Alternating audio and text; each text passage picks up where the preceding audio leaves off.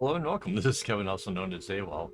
And last week I put together this pattern here, and I thought it was pretty cool, but I mentioned then that I thought I could do something different. So I'm back today to do something different. So this time I already kind of know what colors I want to do, and I want to do it in white instead of the black string this time. So we're going to go with this lighter gray so it kind of stands out against the actual white background. And it's going to be every other one, just like before. But one of the things I want to do differently is I don't want to have this one going over top it this time around, right? So before it sort of looked like a fish's spine, because you have that little the the bit in the middle, like right through here. So when you kind of zoom out, the black is going through there. This time it's just going to be more like a chevron. So I think that's gonna change it up quite a bit.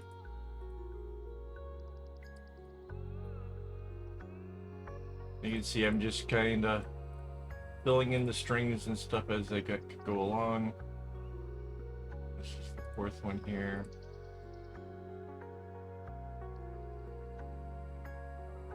You can see um, it's kind of easy to create a pattern, in case you're like wondering.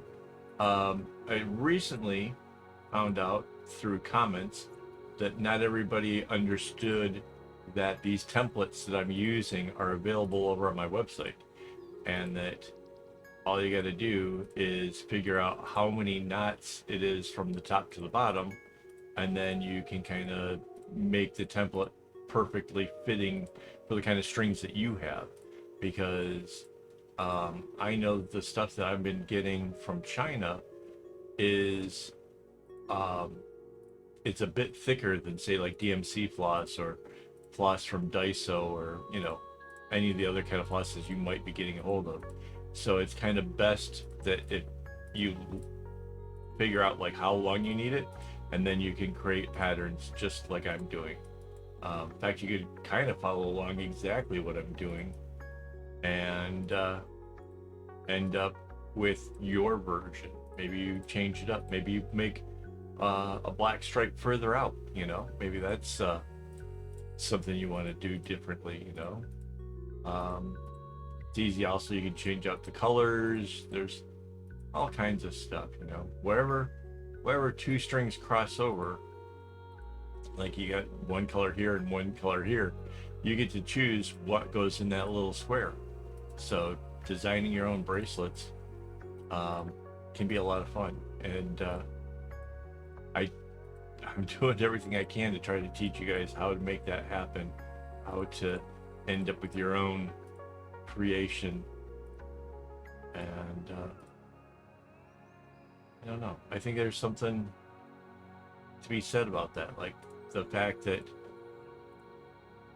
maybe you come across something that's never been tried before, or maybe you redo a take on it that somebody's done dozens, hundreds times, whatever, but then you make a little alteration to make it like uniquely your thing.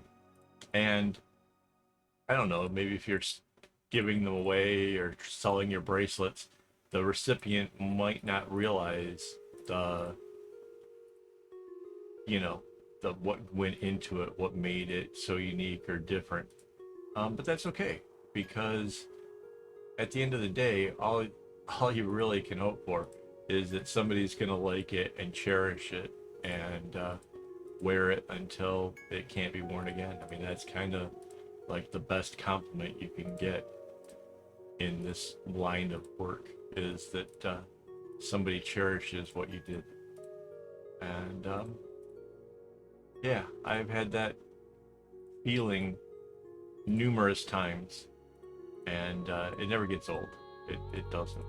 It's fun. I at one of the events not too long ago, had a couple of girls that were making a pact that they were going to continue wearing these things until they fell off. They kind of wanted to know what would happen with the colors if they would fade over time, and I showed them the bracelet I wear and compared it to one that I made right around that same time period, and you could see like the yellows and the oranges had faded a bunch, and they were like, yeah, that's it, you know. And I just got really excited about the whole thing. I thought it was pretty awesome. And it goes down to the center here. Okay, so oops.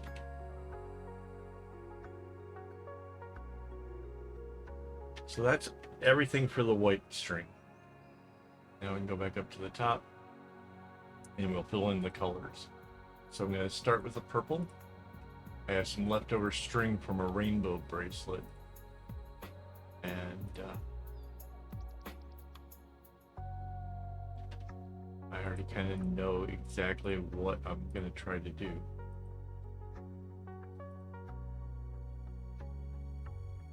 So every time the purple is purple again with purple, it'll be on both sides, right? So I'm only having to fill in the right side because I can, when I copy and flip it, it'll already be there. But it goes over top of that black string, so it's actually hiding the fact that the black string was coming underneath and going to be the next row down.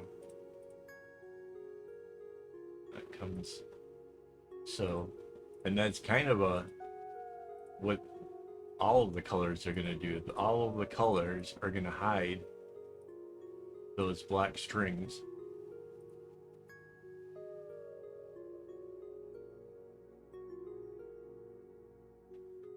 So.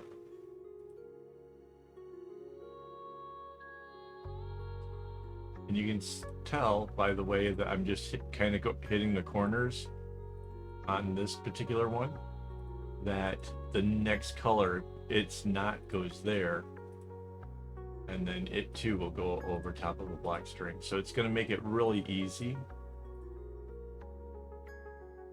to know what knot to put in place. So you're basically, you're not going to need to look at the pattern much.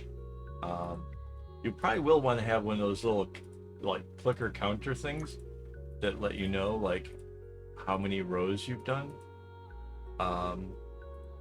unless you don't make it, you know, symmetrical in the middle.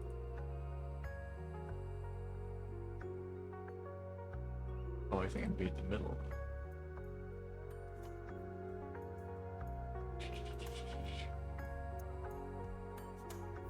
Yeah, hang on. I forgot that I wanted the center to have the big diamond again. There we go. Okay, back to what I was doing. So this one, it changes the direction of the purple, comes in, makes a second knot, and then as it goes over top of the black string, well, I'm sorry, over the top of the white string, and then it gets redirected by the next one. So there's a lot of zigzags in this. So I don't think it's exactly beginner friendly, but if you're comfortable with all 4 knots, then you'll probably be able to do this one no trouble. Like I said, it just repeats itself an awful lot, so you kind of have to be prepared for that. There we go. So we got purple and red making up the diamonds in the center. Next one will be an orange.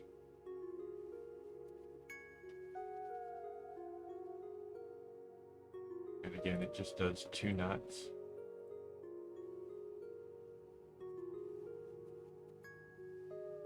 And so, like I was saying, all of these strings here are going to act pretty much like the one before it.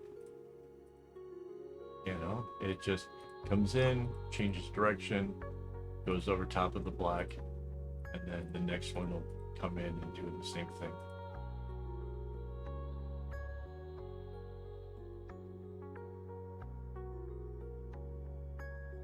And I thought in this case, because we are using the rainbow's colors, like all except for the last, it would be what, yellow. Well, we're going to use yellow. We're missing the green and the blue, but these are kind of bright colors. I thought it'd be interesting to do it with a white string instead this time. So I'm trying real hard to make it exciting for somebody. And again, this is going to be like single-stranded. That's why, if you haven't noticed, like there's a lot more knots from the top to the bottom. That's because it's single-stranded. So just 8 strings going into the kumi, which is like the least you can possibly do. So I have this really cool little loop, and then it'll go into this. And because we don't have that little join part, it's just going to be chevrons. It's going to be a colorful chevron and then a white one, and it just keeps repeating until it gets to the center, and then the center has a diamond, and then it goes back the other direction on the other side of it, kind of giving it that symmetry that I love.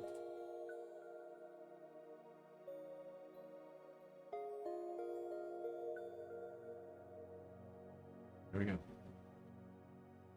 So our whole top corner is finished. All I have to do now is get my select tool and select this whole top corner. The guidelines, I'm telling you, you really want to do the guidelines. It just makes this whole thing so much easier. I copy and pasted, and I can flip it off of that guideline right there. We can anchor that floating layer and merge it down. So now it's all one piece with the other part. So now the whole top half gets copied and pasted. And again, flipping it off the other guideline. And again, we need to anchor it and merge it down. And there is our bracelet. It's, I love it. I think this is really going to be a cool one, guys. It's really pretty. And yeah, even though I used a light gray, you can still kind of get the gist of how the white will look with these particular colors. I think that's really cool. Before I go, let me just thank my YouTube members for making this possible. Without their help, I wouldn't be able to afford to have all the string that I have that makes all this stuff possible. To be honest, I haven't made a whole lot from YouTube as of right now. Maybe if the channel gets bigger, that'll change. But right now, I kind of struggled. So, I can't thank my YouTube members enough for all the support that they've given me over these last few years. So thank you guys very much. And as always, don't get your strings in a bunch.